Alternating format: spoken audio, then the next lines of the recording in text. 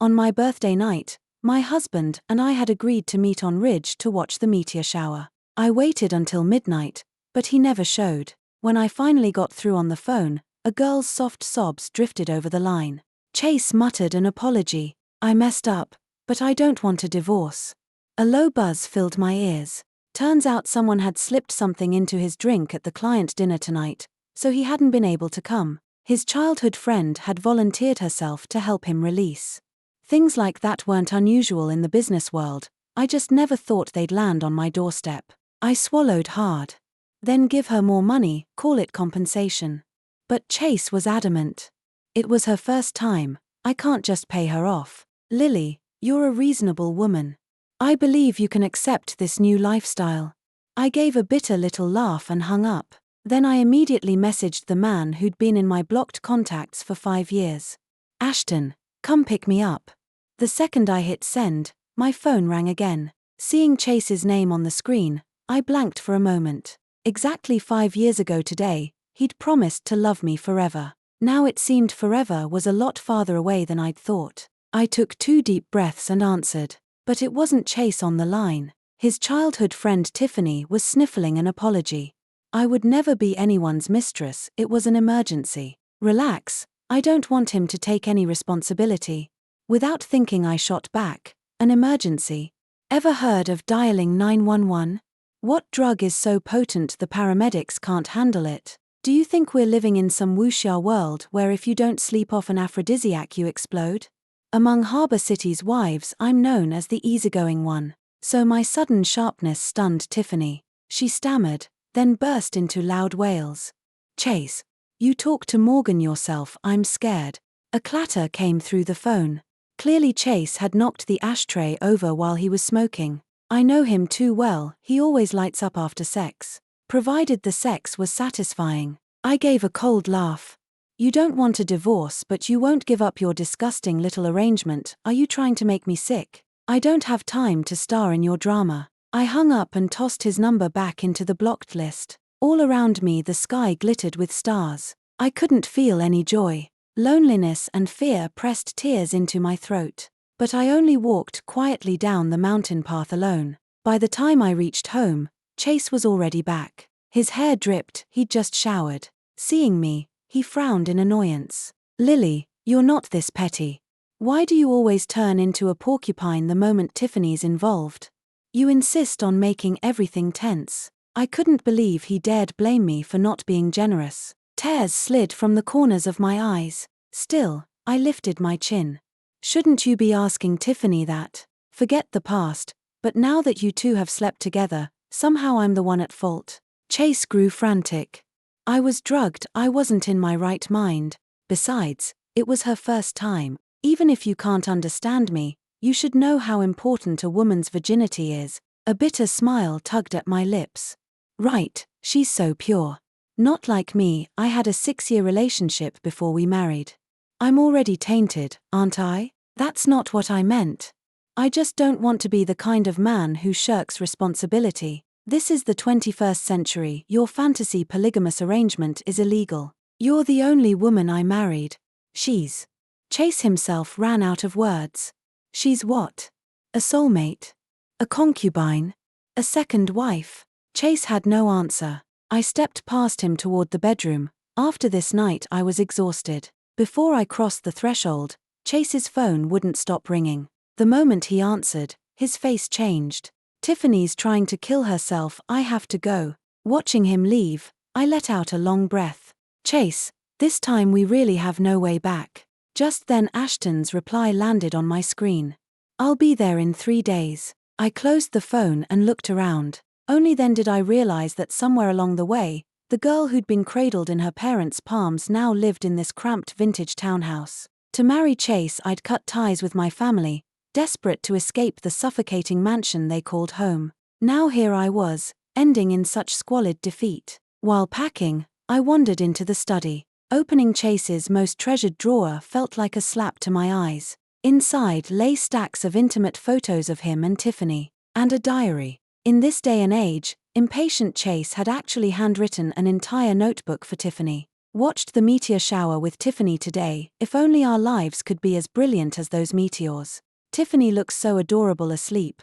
I want to kiss her, but I'm married, what right do I have? After reading their sweet past, my whole body shook.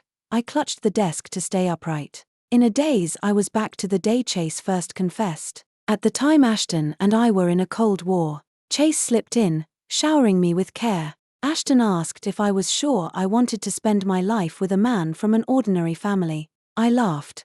Once he marries me, he won't be ordinary. But my parents refused to bless the union. In the end, we left everything behind to build a life here. When the company was starting, I wrote pitch decks and chased investors, drinking until my stomach bled, waking to ask, did we close the deal? Chase had wept, swearing he'd never let me down. I still wore the silver band he'd first given me. I called it the road we'd traveled and swore I'd never forget. Looking at it now, the irony stung. I yanked it off and hurled it out the window. Just then the door opened. Chase looked haggard. Tiffany's really gone. I said nothing. He grew irritated. You don't even react. What reaction do you want? Disappointment filled Chase's eyes. Lily, suddenly I feel like I never knew you at all. The Lily I knew was tolerant, kind, and sincere, nothing like the bitter, caustic, cold-hearted woman you're being. I laughed softly. Right. I used to be that person.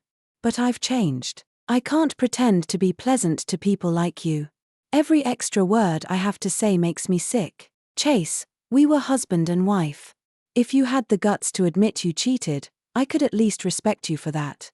But wanting it both ways only makes me despise you. Chase froze for a second, then smiled. I knew you were jealous. No matter what, I'll always hold a place for you in my heart. I lifted my hand and slapped him hard. The sharp smack rang out, leaving the empty room in even deeper silence. The prosthetic finger on his left hand clattered to the floor. Chase stared blankly for a long moment, unable to speak. Then he quietly picked up the prosthetic and reattached it. He finally murmured, "Can't you understand how hard this is for me? Am I the only man alive who's ever loved two women? Besides, Tiffany suffered for me, she gave her virginity to save my life. Right now I simply can't abandon her. We'll talk about everything else later." Even though I'd prepared myself to walk away, his words still felt like stones in my chest. Lily, she's not like you. She doesn't have the strength to protect herself, she hasn't seen much of the world. I live by one rule, never owe anything to my own conscience. The next second, Chase's phone rang. He glanced at the screen and cut the call without hesitation. It rang again. He rejected it once more. On the third ring he exploded. "Jamie, this better be life or death." His personal assistant's timid voice answered from the other end. Something really has happened. Tiffany had slipped and fallen down a flight of steps nearly 20 feet high. Multiple soft tissue injuries, a fractured arm. Fortunately her life wasn't in danger. Chase insisted on taking me to the hospital with him. Along the way he drilled me, "Tiffany's hurt now. Our problems can wait. Don't you dare say anything cruel in front of her. Think of the bigger picture. If necessary, apologize to her." I gave a cold laugh. So the discarded wife has to say sorry to the woman who stole her husband? She saved my life, she didn't steal me. Can you stop being so vicious? He sounded helpless, unable to find a better argument. Inside the ward, Tiffany looked haggard, eyes sunken. Anyone who didn't know the story would assume she'd been jilted. No one would guess she was the mistress who'd enticed another woman's husband. The moment she saw me, she burst into tears. "Morgan, I never thought you'd come. I was sure you'd hate me forever. I did it of my own free will. Please don't fight because of me." Chase beamed as he sat on the edge of her bed, cradling her hand, murmuring soothing words. "We weren't arguing. Lily is very grateful to you. From now on she'll take care of you, just like I do." I was so furious I laughed. "I never said any of that. I used to think only your faces were crooked, now I see your morals are twisted too. You two had an affair. Once we're divorced you can do whatever you want, just leave me out of it." Tiffany's lips went white, her whole body shook. I didn't. I never stole. If my family and friends find out, how will I ever face anyone again?" Chase erupted. "Lily, I'd rather die than be humiliated by you. She yanked at her trying to climb out of bed. Chase hurriedly wrapped his arms around her. One sobbed, the other soothed, both acting as if I weren't even there. Something heavy clogged my chest, heat stung my eyes, but I forced the tears back. Without another word I turned and walked out. I didn't see Chase again until late that night. He came home blind drunk, crashing around the living room and smashing whatever lay in his path. I slipped on a robe, stood in the bedroom doorway, and watched him coldly. What exactly did you mean today? Are you determined to push us past the point of no return? Calm down tonight, then apologize to Tiffany tomorrow. I answered quietly, I did nothing wrong. I won't apologize. Do you even know what day today is? Chase squinted at me for a long while before he could speak. I haven't stopped loving you, and I'm not trying to break up our family. It's just one more person under the same roof. Why can't you understand that? Stop being stubborn. Let's live in peace, okay? As he spoke, he pulled a velvet ring box from his pocket. Inside was the exact ring I'd admired months ago. I'd never bought it because of the price. I hadn't expected Chase to purchase it. He pressed the box into my hand, then collapsed onto the sofa and passed out. I stared at the box, emotions tangled inside me. As I turned to leave, the documents in his briefcase spilled across the floor. The top sheet was a property transfer deed. Chase had signed over a penthouse in his name to Tiffany, but in my mind Chase had no money. He was famously tight-fisted. Being thrifty is how you live a real life, he always said. Too much luxury kills ambition. Because of that, however much he earned, I lived like a monk. So my parents had opposed our marriage. Their first objection: marriage should bring you happiness, where has he given you any? Before him, everything I ate, wore, or used had been first-rate. After him my quality of life dropped at least 2 full grades. When he'd angered the wrong people and lost a finger, even the prosthetic came out of my purse. Yet now he could casually hand an apartment to Tiffany. Then every compromise I'd made all those years was a joke. Thinking back, ever since Tiffany appeared he hadn't given me a cent. Instead he'd kept asking me for money. Once I bought myself a thin gold ring just to cheer myself up. He'd flown into a rage and ordered me to return it. Red-eyed, I'd protested, "It's only $200, we can't be that broke.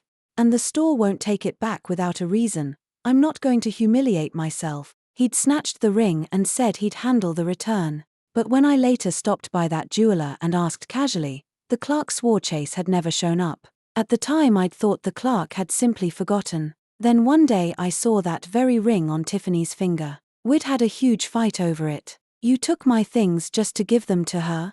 Chase hurried to explain, saying they'd simply run into each other and that Tiffany had taken a liking to it, so he'd done her a quick favor. "It's only a couple $1,000s, not exactly priceless. You're not going to be that petty, are you?" Tiffany immediately started to pull the ring off to give it back. "Morgan, don't be mad. It's my fault. I thought he bought it by mistake and went to return it. I even offered to pay for it myself, but he wouldn't take the money. Please don't fight over this. I'll give it right back." But how could I care about a ring? All I cared about was the difference between his loving me and not loving me. The thought made me break into quiet sobs. I stared at the property transfer deed for a long time, until Chase woke up groggy. "Why are you crying?" His voice was hoarse. "Chase, will there ever be a day when you and Tiffany don't have the slightest contact? Lily, don't make a scene. She's in a terrible state right now. If she leaves me, she might actually die." Before I could answer, he staggered up and lurched toward the guest room. A moment later came a loud slam as the door shut tight. Right then Ashton's message arrived. A little earlier than planned. "I'll be there soon." I swallowed my tears and went back to the bedroom to grab my things. That's when I noticed the floor safe in the closet hadn't been closed properly. I opened it and froze. Inside were wads of cash, countless gold bullion bars, and piles of jewelry. The rest of Chase's assets suddenly became easy to imagine. I once read someone online say that if a man keeps crying poor to you, he definitely doesn't love you. Because every man wants the woman he loves to admire him, he'll only show her his best side and never let her see his weakness, helplessness, or incompetence. Back then I didn't believe it. I even showed the comment to Chase as a joke. Don't worry, honey. I'm not that judgmental. You're still young, so it's natural to struggle a bit. Being able to help you now only makes me feel noble. I could never look down on you. Our love can stand the test of time and the test of money. Looking back, Chase must have laughed at what a fool I was. I stuffed a bag with half the gold bars and jewelry. Just then Ashton's car pulled up outside. 5 years, yet he looked exactly the same. In that instant I felt all my grievances surge up. Tears plopped down one after another. Ashton frowned in distress. Don't worry. I'll get justice for you. I'd held on for so long, but now I burst out wailing like a child, words tumbling over each other as if to complain how hard these years had been. Ashton, do you know he actually dared to treat me like this? You have to teach him a lesson, make him see I'm not someone he can bully. I cried until, exhausted, I fell asleep without knowing how much time had passed. Only the familiar scent of agarwood on Ashton's body made me feel safe. The car finally stopped. Ashton gently nudged me. Lily, wake up. We're home. When I opened my eyes, I found myself in the garden of the Vance ancestral estate. Mom and Dad stood propping each other up by the front door, waiting. The moment I stepped out, Mom rushed over, eyes red. My Lily, how did you get so thin and pale? Dad swallowed several times, but finally couldn't hold back. How dare Chase do this to you? I know everything. Without your sacrifice, he wouldn't be where he is today. He's utterly ungrateful. I'd been feeling low, but now I worried they'd sink into sorrow. I quickly stopped them from imagining the worst. It's all in the past. I'm back, aren't I? In the middle of the night my phone suddenly rang. On the other end Chase vented, Lily, what's wrong with you? Wasn't I clear enough? Tiffany is in this state, do you have to act out right now? I said nothing. He sighed in frustration. You win.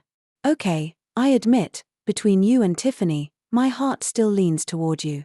Send me the address and I'll come pick you up. In the dark I actually laughed. I couldn't understand how he could talk about emotional inconstancy so naturally, as if it were noble. The next second I hung up, because long before he called, I'd already received a message from Tiffany. It was just one photo. In it Chase was fast asleep, and Tiffany lay right beside him. Decency among adults is knowing when to bow out. Recalling that photo and the words Chase had just spoken made me so nauseated I wanted to vomit. Once awake, I couldn't fall back asleep, so I got up to fetch a glass of water. Downstairs I spotted a dark lump on the living room sofa and shrieked. Who's there? The shadow shifted, then switched on the floor lamp beside the couch. Only then did I realize it was Ashton. The Vance and Sinclair ancestral estates sat just 200 yards apart. I'd thought he'd gone home after dropping me off. I knew you'd wake up in the middle of the night, and I knew you'd come down for water. My heart gave a hard thump. Suddenly I remembered when Ashton and I dated years ago. My nerves were fragile and I slept poorly, waking from nightmares almost every night. Ashton would give himself extra work so he could stay up, pour me a glass of water, hold me, coax me back to sleep, and then would drift off together. I never expected he still remembered after all these years. I owe you an apology for the past. 5 years ago I'd been willful, insisting he drop everything and come back to be with me. That led to a Cold War and our breakup. Before I married Chase, Ashton got drunk and cried outside my door half the night. But I just mocked him. Weren't work and career everything to you? Regretting it now is too late. I've already found the man who truly loves me. Now I can see there'd never been any true love. In the past Ashton probably would have mocked me back. But tonight he only gave a soft laugh. In it were resignation and bitterness. I'm the one who should apologize. After our fight I thought for 5 minutes, then resigned from the board. It's just. I was young and proud, I didn't want to lose, so I never told you. I was stunned speechless. When I woke the next morning daylight already filled the room. Remembering last night's conversation with Ashton felt like a dream. Downstairs I found a package on the coffee table. The housekeeper set breakfast on the table and told me Mom and Dad had gone out and would be back shortly. I picked up the parcel, unconcerned. Who sent this? Why to the estate? I slit it open with a box cutter, and the moment I saw what was inside, the blade slid through the tape, the flaps sprang apart. Nestled in shredded craft paper lay a severed prosthetic finger, Nail bed painted the same scarlet Tiffany always wore. My hand slackened, crash, and the glass specimen jar inside shattered into a dozen shards. Ah! The housekeeper heard me, dropped what she was doing, and hurried over. When she saw what had happened, her face went white. She immediately called Mom and Dad. At that moment Ashton walked in from the hallway. He froze at the sight of me unraveling. Then he glanced at the delivery box, lifted a hand, and told his assistant and bodyguard to take over. Collect everything and find a proper place for it. The assistant agreed at once. I clutched Ashton's sleeve, choking on pain, unable to speak. Why? Ashton folded me against him, one palm stroking my back. Don't cry.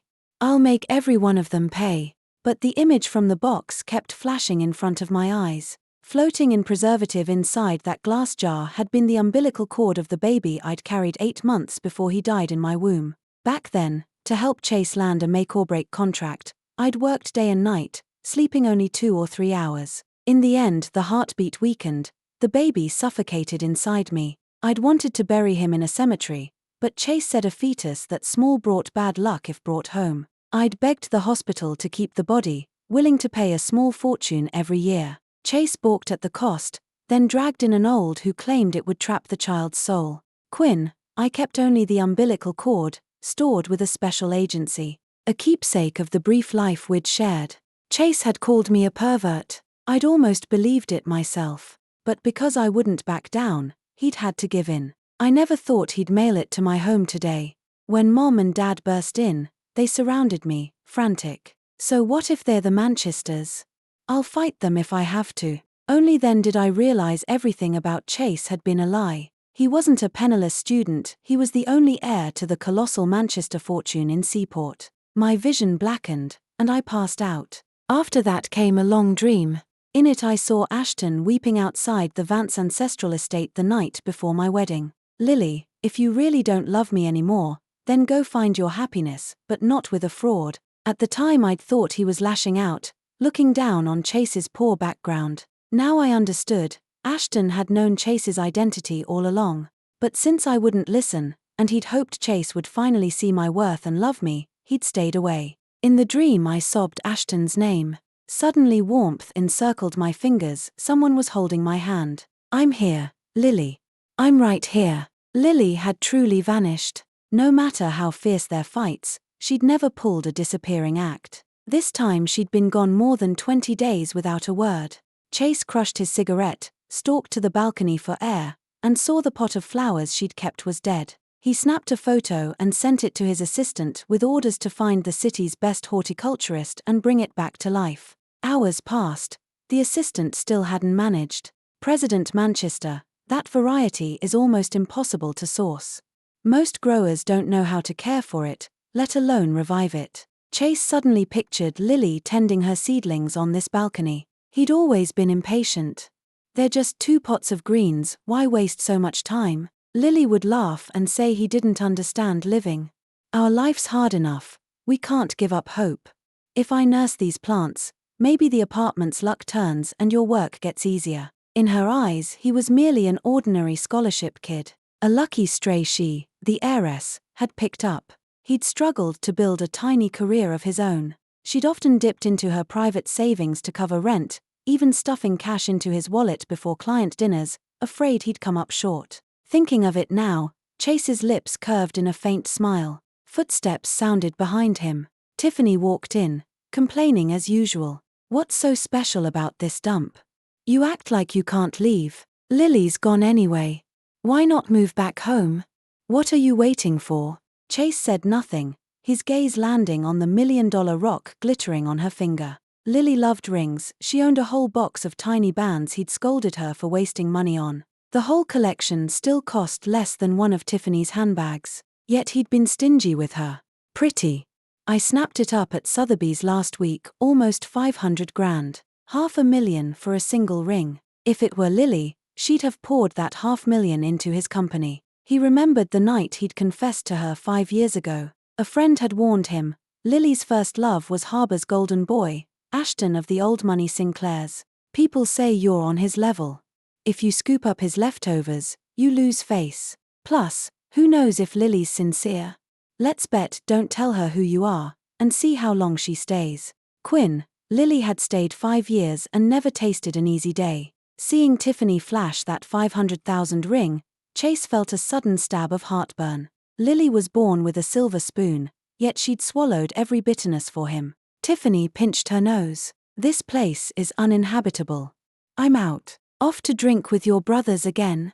Last I checked, only children don't have siblings. Tiffany frowned. They're just friends.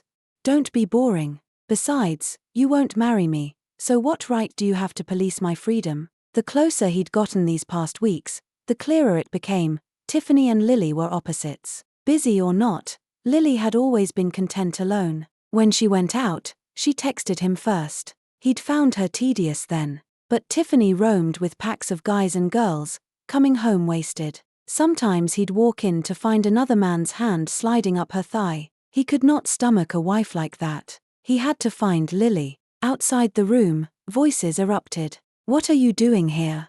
You don't deserve to set foot inside. I've come to take Lily home. Home? Her home is right here. Who do you think you are? I handed my daughter to you, you broke her heart, and now you dare show up claiming you'll take her home. After a brief scuffle, Chase still forced his way in. He carried flowers, intending to place them on my nightstand. But Ashton blocked him. Get lost. Chase frowned. This is between husband and wife. What right does an outsider have to interfere? Ashton sneered. If I hadn't been such a proud idiot back then, a rat like you would never have squeezed in. Who's the outsider isn't so clear-cut. Let me warn you, Mr. Manchester, keep your mistress on a leash. Pull any more of those filthy stunts and you'll discover I'm a lot less patient than Uncle Vance. Chase eyed him suspiciously. What are you talking about? Tiffany is the purest girl alive, what could she possibly do? Ashton had been ready to spell it out, but I'd already asked him not to meddle in other people's karma. Chase lacked the brains to see through people. When the backlash hit, it would be his alone.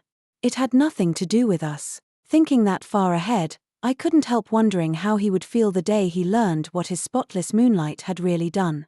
Chase was still waiting for an answer. Ashton yanked the prosthetic finger from his hand. To pay for that thing, Lily pawned the earrings her grandmother left her, she was that desperate. And you?